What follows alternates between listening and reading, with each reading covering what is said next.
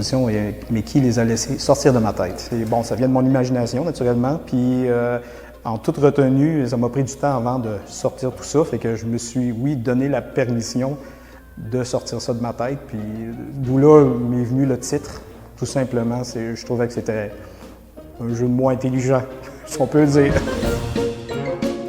En fait, il y a deux parties que je qualifie. Une première qui est le volet jeunesse, une illustration jeunesse qui est reconnue là, dans l'industrie.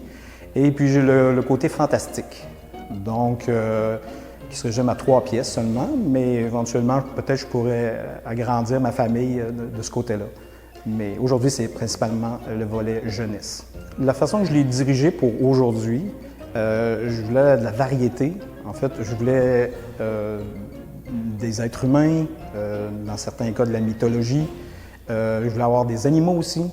Je voulais combiner à ça des expressions variées, le sourire, la tristesse, l'étonnement, et puis dans la couleur surtout. Je cherche à aller chercher des couleurs vives.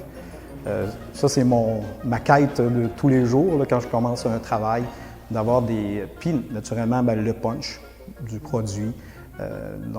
Puis, pour en arriver à avoir au moins un sourire des gens quand ils regardent l'illustration en question. Bien, exactement, celle qui est à l'arrière de moi, c'est celle qui est fétiche pour moi. Puis, en fait, c'est un produit un peu de la COVID.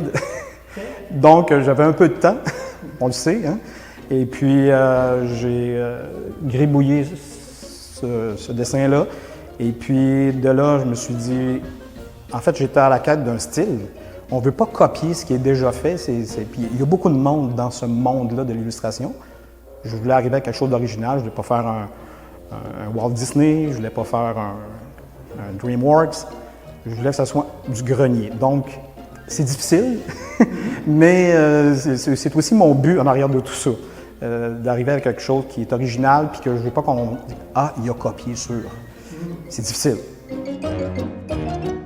Je dirais avec un œil d'enfant, tout simplement, du côté très naïf. Je n'ai pas de message à envoyer à travers ces illustrations-là, sauf que avoir du bon temps, avoir un œil naïf, et puis se laisser aller.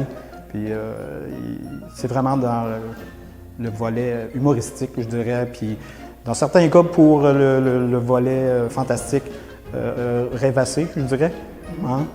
Donc, puis souvent, moi, je m'amuse, quand j'ai terminé un dessin comme ça, bien, je m'amuse à penser qu'il y a une histoire qui est liée à ça.